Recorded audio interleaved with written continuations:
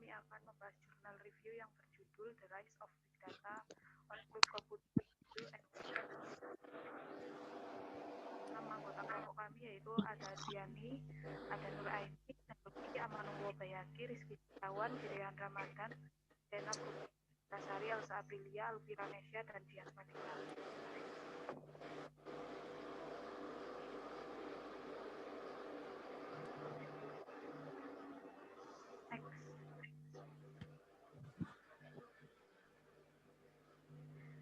Yang pertama yaitu abstraksi. Cloud computing adalah teknologi komputasi skala besar dan kompleks. Cloud computing dapat menghilangkan biaya untuk memelihara computing hardware yang mahal, ruang khusus, dan software. Cloud computing juga dapat mengatasi big data yang merupakan tugas yang menantang dan membutuhkan waktu dan infrastruktur komputasi yang besar untuk memastikan pemrosesan dan analisis data yang berhasil. Hubungan antara big data dan cloud computing adalah sebagai sistem penyimpanan data besar dan teknologi Hadoop. Next.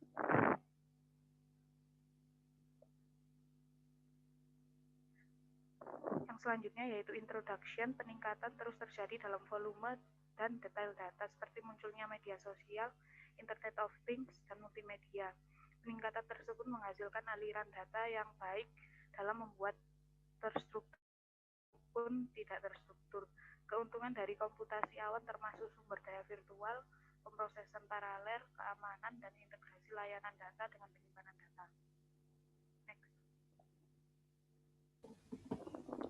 Lalu ada definisi big data, yaitu seperangkat teknik dan teknologi yang membutuhkan integrasi baru untuk mengungkap nilai tersembunyi yang besar dari kumpulan data besar yang beragam, kompleks, dan dalam skala yang masif.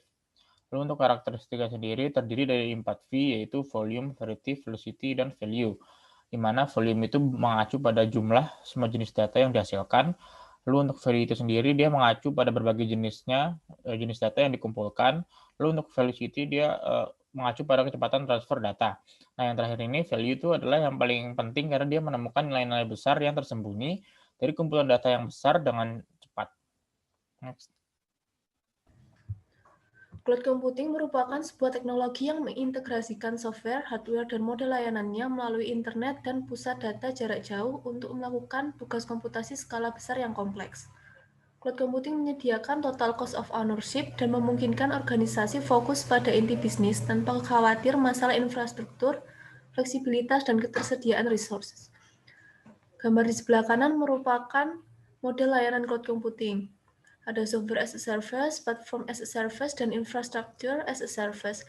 Software as a service diantaranya Dropbox, Google Drive, Wix, Salesforce yang sering kita gunakan sehari-hari dan ditujukan kepada end user. Kemudian ada platform as a service, yaitu Google App Engine, Microsoft Azure untuk software developers, dan infrastructure as a service, yaitu Amazon Web Service dan Google Compute Engine yang ditujukan untuk IT administrator. Next. Selanjutnya adalah relationships between cloud computing dan big data. Untuk inti dari hubungan mereka sendiri, big data memberi pengguna kemampuan untuk memproses query terdistribusi di beberapa set data. Cloud computing sebagai platform penyimpanan dan pemrosesan data terdistribusi tersebut. Untuk fungsinya sendiri, infrastruktur cloud computing dapat berfungsi sebagai platform yang efektif untuk menangani penyimpanan data yang diperlukan untuk melakukan analisis data besar. Contohnya MapReduce untuk pengolahan big data di cloud environment. Lalu ini ada gambar, mau dijelasin dikit, contoh proses penggunaan cloud computing untuk pengolahan big data. Jadi awalnya sumber data yang besar dari cloud dan web disimpan dalam database toleransi kesalahan dan didistribusikan dan diproses melalui modal pemrograman untuk kumpulan big data dan algoritma paralel terdistribusi dalam sebuah cluster. Jadi tujuan utama dari proses penggunaan cloud computing ini adalah visualisasi data seperti yang ditunjukkan pada gambar. Hasilnya berupa tampilan analitik yang disajikan secara visual melalui grafik yang berbeda untuk pengambilan keputusan. Selanjutnya adalah banking case. Studi case, salah satu studi case yang ada di jurnal. Jadi studi case-nya adalah pendekatan keselarasan umum telah berhasil diterapkan pada sektor industri seperti di dunia perbankan. Pendekatan tersebut telah melewati penelitian pustaka dan maupun penelitian lapangan. Next. Terdapat 3 lapisan indikasi singkat. Yang pertama, analisis kebutuhan informasi untuk sektor tersebut berkonsentrasi pada masalah perbankan secara umum maupun hubungan antara masalah dan IT. Kemudian yang kedua, membangun gambaran tentang kondisi pasar secara umum, tingkat ekonomi makro, dan kriteria perilaku pembeli tingkat mikro di sektor tersebut yang disertai dengan tahapan model pertumbuhan yang telah diselesaikan. Lapisan ketiga terdiri dari strategi perusahaan bank, model ekonomi perusahaan, dan pembenaran ekonomi tersebut. Next. 3 lapisan indikasi singkat. Dari 3 lapisan ini memungkinkan peta perencanaan sistem informasi strategis di perbankan untuk dibuat setelah validasi empiris peta ini. Peta ini akan diterapkan secara lebih umum di sektor perbankan untuk mengamati, membandingkan, memahami, dan meningkatkan manajemen di bank tertentu. Validasi empiris sedang dilakukan dengan menggunakan teknik jaringan saraf berdasarkan informasi yang dikumpulkan di antara 150 manajer dari 7 bank Eropa. Kemudian Big Data Storage System dan Hadoop Background. Mengenai penyimpanan Big Data sendiri, dewasa ini tren terhadap pertumbuhan sebaran Big Data tidaklah terkendali. Kemudian teknologi sistem penyimpanan data tradisional tidak mampu untuk menampung dan mengolahnya. Namun beberapa tahun terakhir, para peneliti dan pengembang teknologi telah mengembangkan teknologi penyimpanan untuk memenuhi tuntutan-tuntutan tersebut. Yakni dapat dilihat di bawah ada 3 jenis klasifikasinya. DAS sendiri adalah penyimpanan terpasang langsung atau direct attached storage, yakni contohnya itu berbagai macam HDD, laptop, komputer, dan lain-lain. Yang kedua ada NAS, yakni penyimpanan terpasang secara jaringan. Contohnya itu Google Drive, OneDrive, dan lain sebagainya. Yang terakhir ada SAN, yakni jaringan area penyimpanan yang bergantung pada jaringan area lokal. Ya ini cocok untuk lingkup perusahaan, sekolah, kampus, dan lain-lain. Yang selanjutnya adalah latar belakang Hadoop. Hadoop sendiri adalah suatu software platform yang menghubungkan beberapa komputer sehingga dapat saling bekerjasama, sinkron dalam menyimpan dan mengolah data sebagai satu kesatuan. Hadoop sendiri memiliki 2 komponen utama. Yang pertama ada HDFS, yakni suatu sistem file yang terdistribusi yang dirancang untuk diaplikasi pada klaster sistem komputer atau server yang terinstalasi dengan Hadoop. Yang kedua ada MapReduce, yakni suatu software framework dan programming model yang digunakan untuk pemrosesan sejumlah data yang besar. Hadoop sendiri mampu menjalankan program MapReduce yang ditulis dalam berbagai macam bahasa pemrograman, seperti Java, Ruby, Python, dan C++. Ya, selanjutnya adalah tantangan pada cloud dan big data. Yang pertama adalah skalabilitas, yakni kemampuan untuk peningkatan jumlah data dengan cara yang tepat. Jadi, jika tidak memiliki kemampuan ini akan merambat terintegrasinya sistem yang satu dengan yang lainnya. Kemudian yang kedua adalah ketersediaan akan penyimpanan pada cloud saat terjadinya peningkatan jumlah pengguna. Yang ketiga adalah integritas data, di mana integritas data merupakan data yang dimodifikasi pihak yang berwenang. Maka adanya integritas data agar data dapat terjaga aman dan tidak disalahgunakan. Yang keempat adalah transformasi dari beberapa data besar agar dapat mudah dianalisis. Lalu selanjutnya adalah kualitas data. Semakin banyak sumber data yang begitu luas dapat menyebabkan tidak kredibelnya data. Lalu heterogenitas. Berkaitan dengan tantangan sebelumnya, keberagaman ini dapat menimbulkan tidak kompatibelnya data satu dengan yang lainnya. Lalu selanjutnya privacy. Untuk mencegah dan melindungi privasi pengguna dengan cara melibatkan perangkat keamanan untuk memastikan kerahasiaan data dan pengguna. Lalu masalah hukum atau regulasi. Perlu ada perlindungan hukum yang kuat dan memadai dalam menjaga informasi pribadi. Lalu selanjutnya tata kelola. Memanfaatkan informasi tersedia dengan menyelaraskan berbagai fungsi dan tujuan. Dalam Open Research Issue ada 4 hal yang disinggung dalam jurnal ini. Yang pertama, area pementasan data, yaitu ketika data yang terkumpul dari berbagai sumber bersifat heterogen atau tidak memiliki format yang sama.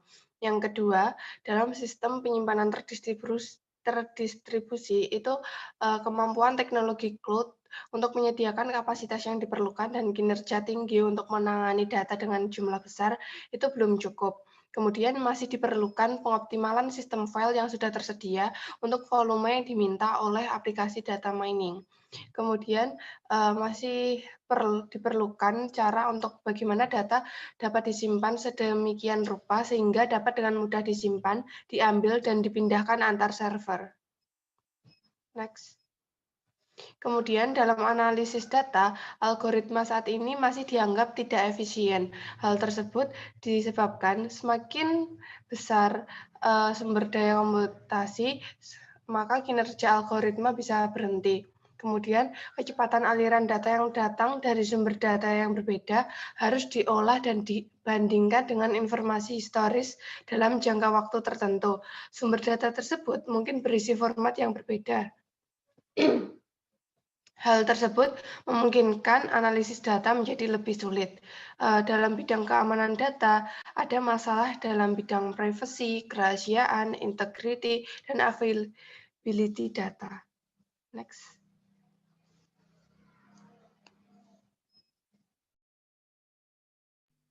Untuk kesimpulannya, yaitu ukuran data saat ini sangat besar dan terus meningkat setiap hari. Variasi data yang dihasilkan juga berkembang. Hal tersebut karena perkembangan perangkat seluler dan sensor perangkat lain yang terhubung ke internet.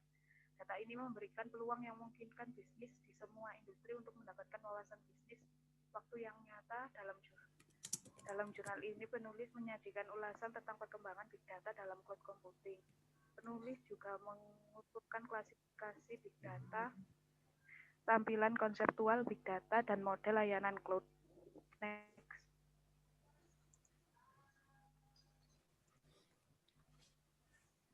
Jadi berdasarkan skema Go Journal Rank, jurnal ini sendiri masuk ke dalam Q1 dan tentunya memiliki ISSN. Dapat dipastikan jurnal ini bereputasi sangat baik karena ia masuk ke dalam Q1 yang merupakan peringkat tertinggi. Ini buktinya. Lalu selain itu juga untuk impact sendiri, jurnal ini memiliki nilai impact factor sebesar 2,466. Impact factor ini mengukur jumlah rata-rata citasi yang diterima pada tahun tertentu oleh paper yang diterbitkan di jurnal selama 2 tahun sebelumnya. Dapat dilihat juga grafik citasi per dokumen jurnal ini meningkat sampai dengan tahun 2017. Tentunya jurnal ini memberikan impact dan berkontribusi pada literatur. Ini contohnya, jurnalnya selalu meningkat grafiknya. Selanjutnya akan dilanjutkan oleh teman saya Rizky. Mengenai metodologi penelitian yang digunakan, penelitian ini menggunakan metode penelitian yang terstruktur dengan metode studi literatur, yakni yang bersumber dari jurnal-jurnal dan segala referensi yang mendukung kebutuhan topik bahasan penelitian, di mana sajiannya itu meliputi pendahuluan mengenai latar belakang, pembahasan meliputi berbagai macam studi kasus terkait, dan lain sebagainya, serta diskusi dan kesimpulan. Untuk mengenai kebaruan di bidang bisnis secara spesifiknya itu, para pelaku bisnis dapat menggunakan perkembangan penyimpanan data teknologi yang termutakhir, seperti yang telah dijelaskan sebelumnya, yang terbagi menjadi 3 jenis klasifikasinya, DAS, NAS, dan SAN, yang berfungsi untuk mendukung bisnis mereka dalam hal menyimpan data dalam kapasitas yang besar dan kompleks, serta tidak kewalahan dalam mengolahnya. Mungkin cukup sekian yang dapat kami sampaikan, kurang lebihnya mohon maaf. Cukup sekian dan terima kasih.